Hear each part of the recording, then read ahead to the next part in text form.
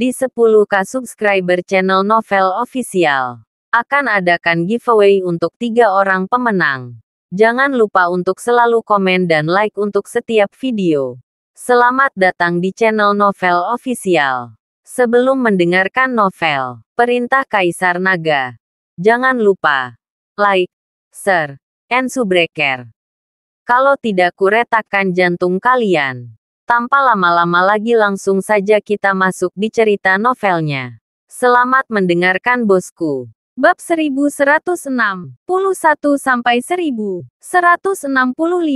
Melihat tulang-tulang di seluruh pegunungan dan dataran kaki staf kapal pesiar itu lemah dan hanya bisa dibawa pergi. Setelah berjalan lebih dari 10 menit, Dev melihat beberapa rumah yang ditumpuk dengan batu di area yang relatif datar. Bajak laut dengan tengkorak merah di dadanya berjalan lurus menuju rumah yang lebih besar. Dev dan yang lainnya dikurung. Ketika bajak laut memasuki rumah terbesar, seorang pria dengan rambut acak-acakan sedang duduk di rumah. Melihat rambut pria, sepertinya tidak masuk akal. Selama beberapa tahun, tubuh berbau darah.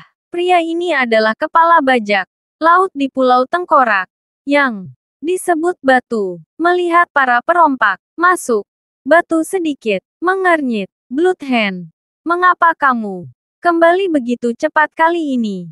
Bagaimana panennya? Batu bertanya pada bajak laut dengan dingin. Bos, kali ini kita punya kapal pesiar, tapi tidak ada turis. Hanya 15 orang, kata Bloody hati-hati. Apa? 15 orang? Batu langsung meledak. Marah, apa gunanya 15 orang? Sihir saya berada pada titik kritis sekarang.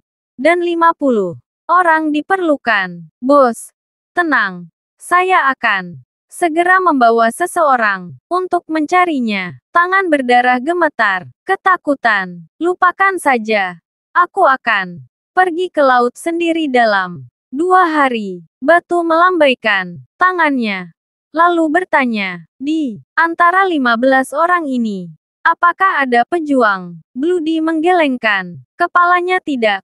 Mereka semua adalah orang biasa. Mendengar ini, Batu mengerutkan kening lebih dalam. Setelah berpikir sejenak, dia berkata, perusahaan mana yang memiliki kapal pesiar itu? Temukan cara untuk menghubungi dan meminta mereka untuk menebusnya. Lalu tahan saja orang-orang yang datang. Dipahami. Bloody mengangguk dan pergi. Batu memiliki ekspresi tertekan di wajahnya. Dengan energi 50 orang lagi, dia akan dapat melangkah ke Wuzong dalam 1 langkah. Dan kekuatannya akan memiliki lompatan kualitatif. Awalnya, Batu dan yang lainnya adalah pembudidaya jahat. Tetapi mereka diburu dan dipaksa untuk datang ke pulau terpencil ini. Itu kemudian berganti nama menjadi Pulau Tengkorak. Dan Batu tinggal di Pulau Tengkorak dengan perampokan di laut. Pulau Tengkorak kekurangan bahan dan hampir tidak ada sumber daya untuk diolah. Sehingga esensi dari orang yang hidup telah menjadi satu-satunya sumber daya bagi Batu untuk diolah. Pada saat ini, Dev, yang dikurung di rumah Batu, menyebarkan kesadarannya, dan dengan cepat mendapatkan gambaran yang jelas tentang situasi seluruh pulau, dan di tempat dekat laut di barat daya Pulau Tengkorak, di mana langit mendung, pasti ada banyak tulang yang terkubur di tanah. Tepat ketika kesadaran Dev menyebar, dia bergerak menuju rumah Batu terbesar. Batu yang awalnya tertekan, tiba-tiba berdiri. Kemudian dia melihat sekeliling dengan gugup, karena dia baru saja merasakan napas yang sangat berbahaya. Meskipun napas ini cepat berlalu, dia masih menyadarinya. Batu mengerutkan kening, dan wajahnya menjadi sangat jelek. Napas seperti ini tidak akan pernah dikeluarkan oleh bawahannya. Tangan berdarah. Tangan berdarah. Batu berteriak keras. Segera, tangan berdarah mendorong pintu dan berjalan masuk. Bos, ada apa? Tanya berdarah. Di mana orang yang kamu tangkap? Bawa aku untuk melihat, kata batu. Tangan berdarah itu mengangguk, lalu membawa batu menuju rumah batu, tempat Dev dan yang lainnya di penjara. Pada saat ini, mereka yang ditangkap semua berkerumun, menggigil satu persatu, dan beberapa terus berdoa. Hanya Dev yang berdiri sendiri, melihat situasi di luar. Melalui jendela kecil, pintu didorong terbuka, dan tangan berdarah itu masuk bersama batu. Mereka yang tertangkap melihat batu yang seperti buas, semakin panik. Bahkan ada yang berteriak kaget. Apa namanya? Itu akan membunuh kalian semua jika kalian tidak jujur. Tangan berdarah itu menegur dengan keras. Benar saja, orang-orang itu sangat ketakutan sehingga tidak ada yang berani berbicara. Batu meliriknya, dan akhirnya matanya tertuju pada Dev. Pada saat ini, Dev telah menyembunyikan napasnya, dan dengan kekuatan batu, dia tidak dapat melihat melalui Dev. Bos, semua orang ada di sini. Tangan berdarah itu berkata kepada batu. Batu mengangguk, lalu perlahan berjalan menuju Dev. Dan Dev memandang batu seperti itu, dan tidak sedikit pun panik. Tetapi ketika batu mendekat, bau busuk dan darah di tubuhnya membuat Dev mengerutkan alisnya. Batu masih ingin mendekati Dev, tetapi dihentikan oleh Dev. Berhenti. Jangan maju. Jangan menakuti orang sampai mati, tetapi juga membunuh orang. Ada air di mana-mana. Tidak ada yang mandi. Baunya. Kata-kata Dev membuat batu langsung terpana, karena setelah bertahun-tahun, tidak ada yang berbicara dengannya seperti ini. Dan tidak ada yang mengatakan bahwa dia bau brengsek.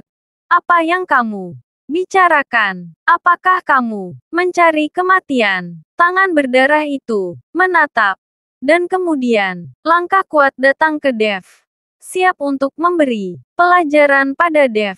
Tapi siapa tahu, tubuh tangan berdarah itu baru saja mendekati Dev. Saya merasakan kekuatan mengerikan meletus dari Dev.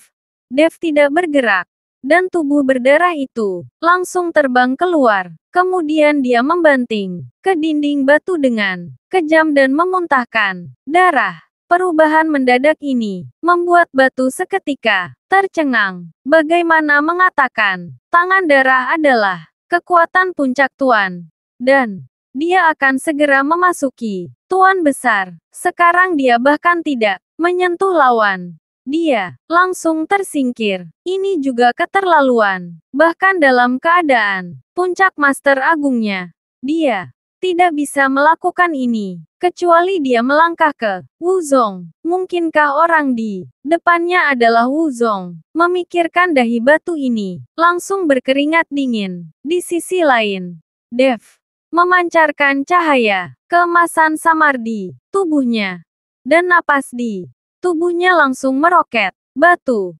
yang berdiri di depan Dev tiba-tiba merasakan sebuah gunung menekannya, dan kemudian dia menekuk lututnya dan berlutut ke tanah. Pada saat ini, batu mengerti bahwa orang di depannya pasti adalah sekte bela diri, dan dia pasti melampaui kekuatan sekte bela diri kelas 5. Dia tidak mengerti mengapa dia menangkap Wuzong kali ini. Kamu adalah bos dari pulau ini? Dev bertanya pada batu yang sedang berlutut di tanah. Ya, saya.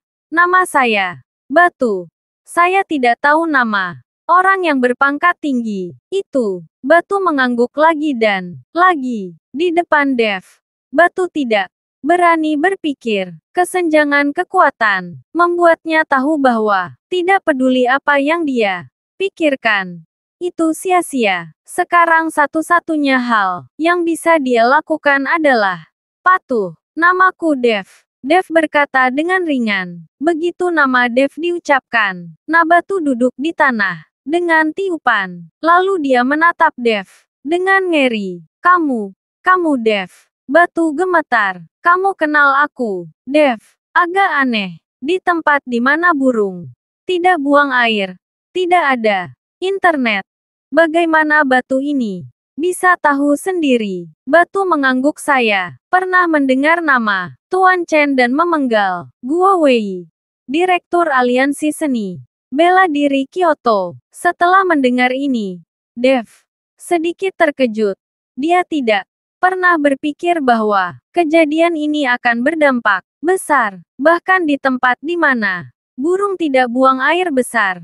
Mereka juga dapat mendengar perbuatan mereka sendiri. Kamu singkirkan semua ini sekarang. Dev melihat staf yang meringkuk di sudut dan berkata kepada batu, "Oke, lepaskan sekarang." Setelah batu selesai berbicara, dia berkata ke tangan berdarah cepat dan dengarkan Tuan Chen. Lepaskan dia. Tangan berdarah naik dengan susah payah dan kemudian memanggil seseorang untuk melepaskan semua staf. Ini hanya orang biasa. Di mana saya pernah melihat pemandangan seperti itu. Jadi setelah dimasukkan kembali ke kapal pesiar, dia menyalakan kapal dan melarikan diri.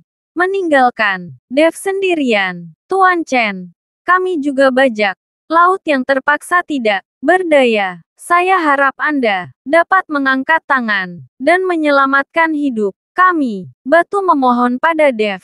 Jika Anda hanya bajak laut dan tidak pernah menyakiti hidup siapapun, saya ingin menyelamatkan Anda. Tetapi, Anda adalah pembudidaya jahat yang telah membunuh sejumlah orang yang tidak diketahui. Bagaimana Anda bisa memberitahu saya untuk membiarkan Anda pergi? Dev memandang batu dengan dingin dan bertanya, Tuan Chen telah dianiaya. Kami bukan pembudidaya jahat. Kami hanya dikejar oleh musuh kami dan harus datang ke pulau terpencil ini. Saya belum pernah membunuh orang biasa sebelumnya. Tolong biarkan Tuan Chen melepaskan saya. Batu mulai mengeluh. Kamu bilang aku bersalah padamu. Mata Dev sedikit menyipit. Dan kemudian dia berkata, ikut denganku. Kurasa kamu tidak akan menangis tanpa melihat peti mati. Setelah Dev selesai berbicara, dia berjalan langsung ke arah barat daya. Batu memimpin seseorang untuk mengikuti. Dan ketika dia melihat arah Dev, dia mulai panik karena di arah itu banyak mayat dan tengkorak yang terkubur di sana. Hanya saja Batu tidak mengerti bagaimana Dev bisa tahu. Dengan suasana hati yang gelisah, Batu mengikuti Dev ke tempat tulang belulang dikuburkan. Dev melambaikan tangannya, dan langsung dua bajak laut tersedot di depannya oleh sebuah kekuatan. Hanya tempat ini. Kalian berdua menggali untukku. Dev berkata kepada kedua bajak laut itu. Kedua bajak laut itu menoleh ke arah Batu. Mereka harus menuruti perintah Batu. Tepat ketika kedua bajak laut itu ragu-ragu, Dev melambaikan tangannya. Kedua perompak tidak punya waktu untuk bereaksi sama sekali. Dan langsung dipukuli di kepala. Metode berdarah Dev mengejutkan semua bajak laut. Kalian berdua datang dan gali untukku. Dev dengan cepat menunjuk kedua bajak laut. Kali ini, kedua perompak tidak berani ragu dan mulai menggali dengan keras. Setelah beberapa saat, satu demi satu, banyak tengkorak digali. Yin Qi yang membubung ke langit membuat suhu di sekitarnya langsung menjadi lebih dingin. Melihat tulang belulang yang tergali, keringat dingin Batu mulai bercucuran terus-menerus. Apalagi yang harus kamu katakan? Dev memandang Batu dengan dingin. Matanya yang seperti obsidian memancarkan cahaya dingin dan ganas yang membawa Rasa penindasan yang tak terbatas. Saya, batu tergagap. Tidak tahu harus berkata apa. Kamu pembudidaya jahat, terkutuk. Berapa banyak orang yang mati di tanganmu? Lihat tulang-tulang ini. Ada anak-anak di antara mereka. Niat membunuh keluar dari tubuh Dev. Dan dia perlahan berjalan menuju batu. Batu terus mundur. Dan akhirnya cahaya dingin melintas di matanya. Lalu dia meraih tangan berdarah di sampingnya dan melemparkannya ke arah Dev. Dev melambaikan tangannya. Ledakan tubuh tangan berdarah itu meledak di udara. Berubah menjadi awan darah. Memanfaatkan kesempatan ini, batu melompat. Lalu menceburkan diri ke laut. Selama bertahun-tahun di pulau ini, air batu telah dilatih dengan sangat baik. Melihat batu melompat ke laut, Dev tidak mengejarnya. Di laut yang luas ini, dia tahu bahwa bahkan jika batu melompat ke laut, dia tidak akan bisa melarikan diri tanpa perahu. Mustahil untuk kembali ke darat sama sekali. Dev menoleh dan melihat bajak laut yang tersisa. Melihat Dev menatap mereka, bajak laut ini ketakutan satu persatu. Dan kemudian mereka semua ingin melarikan diri. Tapi pulau kecil ini sangat besar. Kemana kamu bisa melarikan diri? Telapak tangan Dev berkedip dengan cahaya keemasan. Dan kemudian, cahaya keemasan melonjak. Dan paksaan tanpa akhir menyelimuti pulau itu. Tidak ada gerakan. Dan para perompak yang melarikan diri mulai mengeluarkan darah dari 7 lubang mereka dan meledak sampai mati. Mereka tidak tahan dengan paksaan yang berasal dari Dev. Semua bajak laut di pulau itu mati di tangan Dev. Tetapi ketika Dev melihat ke arah laut, dia menemukan bahwa Nabatu telah menghilang. Apakah orang ini tenggelam? Dev sedikit mengernyit. Dikatakan bahwa dengan kekuatan master besar, tidak mungkin tenggelam di laut dengan mudah. Tepat ketika Dev bertanya-tanya, gelombang beberapa meter tiba-tiba meledak di permukaan laut, dan seluruh pulau terguncang oleh ombak. Kemudian seekor binatang raksasa setinggi lebih dari 10 meter menunjukkan kepalanya. Dan di atas kepala itu, batu menungganginya. Setelah binatang raksasa itu muncul dari air, ia dengan cepat berenang ke arah menjauhi daratan. Dev langsung mengerti mengapa batu ini melompat ke laut. Ternyata dia masih memiliki kartu truf. Mengetahui bahwa ada binatang raksasa di dalam air. Sangat mungkin bahwa binatang raksasa ini dibesarkan olehnya. Melihat batu yang telah melarikan diri jauh, Dev tiba-tiba menarik napas dan melompat. Tubuh langsung menggambar gelombang putih di laut. Meskipun kecepatan raksasa itu sangat cepat, Dev dengan cepat menyusul. Melihat Dev mengejar, mata batu penuh horor. Dev, kamu dan aku tidak punya keluhan. Bagaimana kalau membiarkanku pergi? Batu berkata pada Dev, biarkan kamu pergi. Dev mencibir, jika saya melepaskan Anda, jiwa mereka yang mati secara tragis di tangan Anda tidak akan pernah beristirahat dengan tenang. Dengan mengatakan itu, Dev menepuk batu dengan telapak tangan. Ketika batu melihat ini, dia menekan telapak tangan di kepala binatang raksasa itu, dan mata monster itu memancarkan cahaya aneh yang jelas dikendalikan oleh Nabatu. Segera setelah itu, ekor binatang raksasa itu bergegas keluar dari air, lalu bertemu Dev, dan langsung menamparnya. Ledakan kekuatan monster itu hebat, dan setelah memukul dengan Dev, tubuh Dev dengan cepat mundur. Dev ditangguhkan di atas air, menatap binatang raksasa itu. Matanya sedikit kental saat binatang raksasa itu baru saja menyentuh Dev.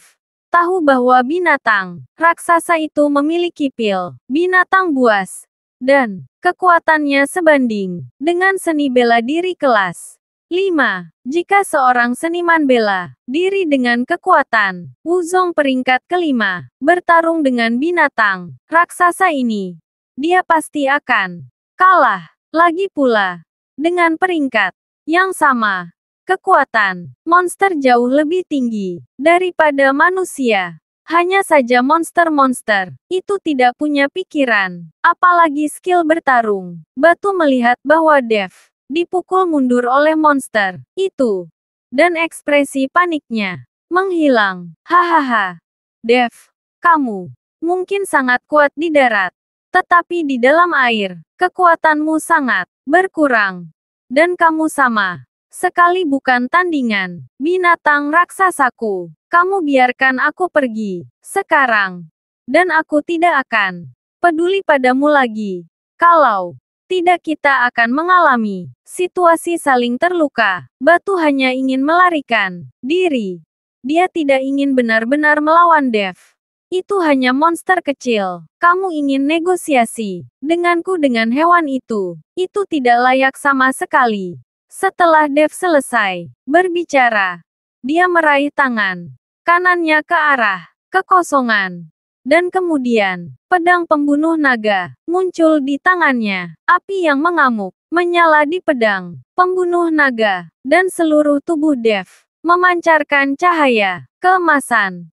Seperti dewa, melihat pemandangan ini, wajah Batu seketika mulai terlihat jelek kembali, dan binatang raksasa itu tampaknya takut pada Dev, dan tidak berani bergerak maju. Ambil hidupmu. Dev melompat tinggi, dengan pedang pembunuh naga di tangannya. Energi pedang yang tajam menimbulkan gelombang setinggi beberapa meter di atas laut. Melihat ini, Batu buru-buru mengendalikan binatang raksasa itu dan melompat keluar dari air. Kemudian ekor binatang raksasa itu menyapu ke arah Dev dengan gelombang pedang pembunuh naga di tangan Dev.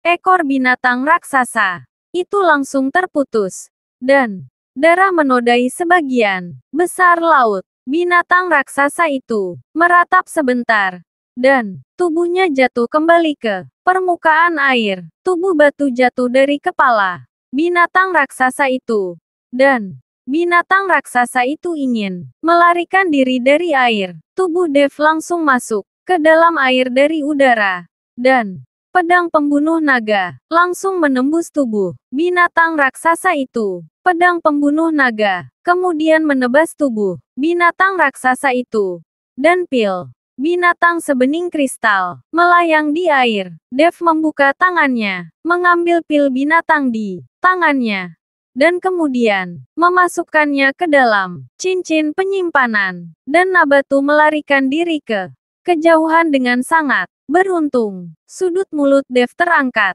sedikit, dan pedang pembunuh naga di tangannya keluar. Engah, pedang pembunuh naga meluncur ke tubuh Batu, dan kemudian kembali ke tangan Dev, dan tubuh Batu terbelah menjadi dua, dan dia jatuh ke dalam air dengan berat. Beberapa hiu datang dan melahap tubuh Batu. Kebenaran dan kejahatan. Pada akhirnya kebenaran kan menang. Hanya menunggu waktunya tiba. Setelah membunuh Batu, Dev tinggal di Pulau Tengkorak. Ini adalah tempat yang baik untuk berlatih kultivasi. Pada saat yang sama, lebih dari selusin anggota staf mengendarai kapal pesiar ke pantai. Melihat kapal pesiar yang kembali, Frederick tampak bingung, karena sebelum keberangkatan, Dev sudah mengatakan bahwa kapal pesiar akan diizinkan berkeliaran di luar negeri untuk jangka waktu tertentu, dan dia perlu berlatih. Tapi sekarang dia kembali begitu cepat. Rasanya sangat tidak normal. Hanya setelah Frederick memanggil semua kru bersama, dia mengerti apa yang telah terjadi. Namun, Frederick tahu kekuatan Dev, jadi dia tidak khawatir. Sebagai gantinya, dia memberi kru sejumlah besar uang dan kemudian berkata, dengan ekspresi dingin, sekarang kamu ambil uang itu dan pergi jalan-jalan. Tidak peduli siapa yang bertanya padamu. Kamu tidak tahu apa-apa. Apalagi mengungkapkan di mana Tuan Chen berada. Kalau tidak, kamu tidak akan pernah tinggal di kota Nanhua. Jangan khawatir, Bos Jin. Kami tidak akan mengatakan apa-apa. Dengan uang itu, semua staf pergi. Waktu berlalu hari demi hari. Dan setengah bulan berlalu. Dalam sekejap mata. Dalam setengah bulan terakhir.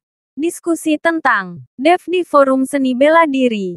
Jelas tidak seramai dulu. Namun, masih ada beberapa kekuatan yang diam-diam menyelidiki keberadaan Dev. Dalam 2 minggu terakhir, kekuatan Dev telah meningkat pesat. Dev saat ini telah mencapai kekuatan Wuzong peringkat 8. Setelah memberinya periode waktu, tidak masalah untuk menembus puncak Wuzong dan melangkah ke Wuhou. Setengah langkah, bahkan mungkin untuk melangkah ke alam Wuzong, yang sebenarnya beberapa tahun yang lalu, yaitu tahap jiwa baru lahir dari dunia kultivasi abadi. Jika benar-benar mencapai keadaan ini, maka Dev akan menjadi abadi selama jiwa baru lahir di dalam tubuh tidak terluka. Bahkan jika tubuh fisik rusak parah, perlahan-lahan dapat pulih. Sekarang, selain Frederick dan awak kapal pesiar, tidak ada yang tahu keberadaan Dev. Frederick, di sisi lain, bungkam dan tidak pernah menyebut Dev kepada orang lain. Tapi pada hari ini, Frederick berjemur di bawah sinar matahari di halaman rumahnya. Tiba-tiba, beberapa orang dengan pakaian ketat menerobos masuk, dan beberapa anggota keluarga Jin mati secara tragis. Frederick terkejut dan buru-buru bangkit dan menatap beberapa orang di depannya. Kamu siapa? Frederick menunjukkan kepanikan di matanya, karena dia bisa merasakannya. Kekuatan beberapa orang di depannya jauh lebih kuat darinya. Di mana Dev? Satu orang maju selangkah dan bertanya pada Frederick, apa yang kamu katakan? Siapa Dev? Aku tidak tahu. Frederick menggelengkan kepalanya. Pria itu mendengus dingin, lalu melambai tubuh. Frederick tanpa sadar mendatangi pria itu. Aku akan memberitahumu siapa aku. Aku adalah Orlando King dari lembah pembunuh. Bisakah kamu memberitahuku sekarang? Di mana Dev? Orlando memegang Frederick di satu tangan, dan matanya dingin. Begitu dia mendengar kata-kata lembah pembunuh, kaki Frederick langsung melunak. Lembah pembunuh adalah sekte kultivasi jahat. Meskipun dikejar dan dibunuh, mereka telah sembunyi selama 2 tahun terakhir. Dan reputasi lembah pembunuh terkenal di luar. Dan hampir semua orang di dunia seni bela diri mengetahuinya. Siapa yang tidak tahu bahwa metode pembudidaya jahat itu kejam dan haus darah, dan tidak dikendalikan oleh aturan seni bela diri apapun. Aku benar-benar tidak tahu. Frederick gemetar. Tetapi dia masih tidak memberitahu keberadaan Dev. Orlando tersenyum dingin. Jangan berkata dengan tergesa-gesa. Aku akan memberimu 3 hari. Dan aku akan kembali. Jika aku tidak melihat Dev dalam 3 hari, aku akan membiarkan kalian semua mati. Setelah Orlando selesai berbicara, dia melepaskan Frederick, lalu berbalik dan pergi. Dia tidak membunuh Frederick. Karena jika dia membunuh Frederick, tidak ada yang tahu keberadaan Dev. Melihat Orlando King pergi, Frederick langsung jatuh ke tanah, terjebak dalam dilema.